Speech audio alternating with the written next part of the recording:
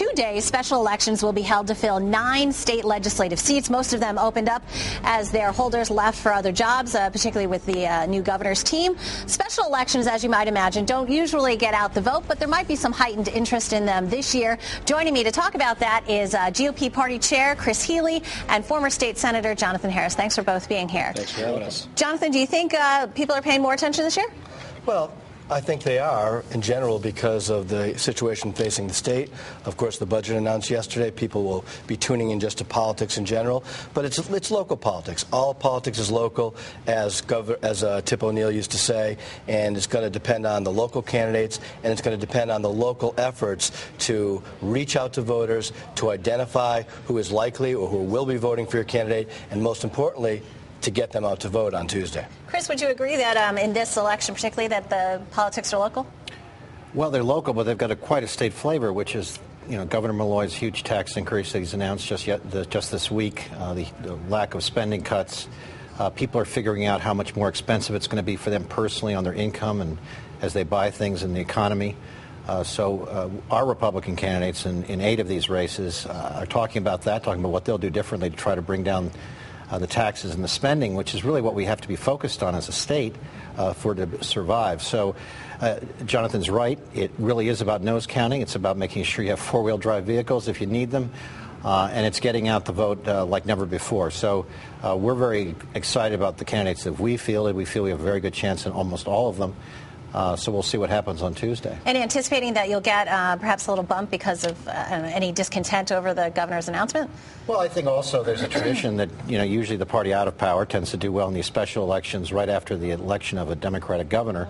And certainly the news that Governor Malloy gave us was not good news, I think, for the economy and for taxpayers. So if taxpayers are paying attention, which I think they are, especially now as this budget becomes more known to them through word of mouth, media, internet, I think our Republican candidates are going to do very well on that issue alone. Do you think Democrats are concerned about it, or? No, I think that the leadership that Governor Malloy has been showing since he took office, and that was very clear yesterday, taking on the difficult situation head on. No other governor in recent history has done that. Actually admitted to what the deficit is. As a matter of fact, the former Republican governor, when we were dealing with deficits a couple of years ago, basically said that the deficit was $2.5 billion less than it even was. Governor Malloy said, this is what we're confronting, and this is what we're going to do. We're not going to use one-shots. We're not going to borrow. We're going to cut. We're going to reorganize government and make it more efficient. And yes, we need more revenue. So I think that leadership is important, but on that level, the local level, people are going to be looking at their candidates. So, for instance, in Essex, Phil Miller, the first selectman, he has been a fiscal conservative, holding the line on taxes. People are going to look at that. And again, more importantly, it's going to be identifying the voters and getting them out to vote. Well, Phil Miller also didn't put money away to spend on capital improvements, which is actually going to make taxes higher in Essex. And I think Jenna Peckinpah is going to be the next state rep in that district because she's been a small business person and she's bringing that experience of trying to run a business in a state that's hostile to business. I will agree that Governor Malloy should be commended for not using the sort of gimmicks and the borrowing. But this was a family affair in Hartford. In Hartford, the Democrats are just as responsible and culpable in this huge deficit matter. So Republican legislators will go to Hartford and not sit pat for just accepting tax increases as a way to cover the budget. Spending decreases are not really outlined in this budget. I think people say that. And spending is going up, no matter what anyone says. The documents say that. So if we're talking about dollars and cents as candidates, which we are, we're going to win our share of races on Tuesday.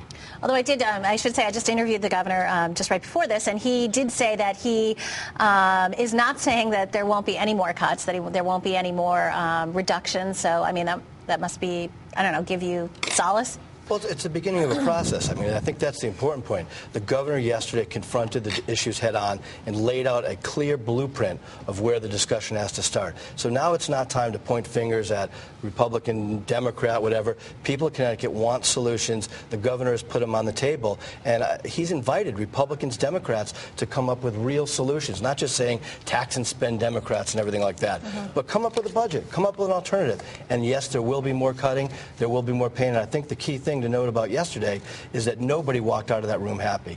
That shows that the governor did his job yesterday. The pain is falling on taxpayers. I think the voters will see that on Tuesday, and they will elect Republicans to do something about it. Republican legislative leaders Larry Kafaro and John McKinney, before the governor came out, put $2 billion worth of specific cuts on the table. So far, the governor has only put on an idea that he'll get $2 billion in concessions from state employees. I hope he does. But that's a little bit different than actually spelling them out and showing people that we can live with a smaller government. That's what Republicans are about, a smaller government, a government that we need, but not a government that everybody thinks they want. Well, I would disagree with Chris on that because there actually are specific cuts, but also very important. The agreement that we're under now with our state employees was reached under Governor Rowland, a Republican governor. Governor Malloy is the first governor to actually look people in the eye and say, we have to deal with this issue. He is taking it head on. Some more of the details, of course, will be fleshed out like they always are through the budget process. But there is detail there, and more importantly, there's strong leadership there to get us back on the right track.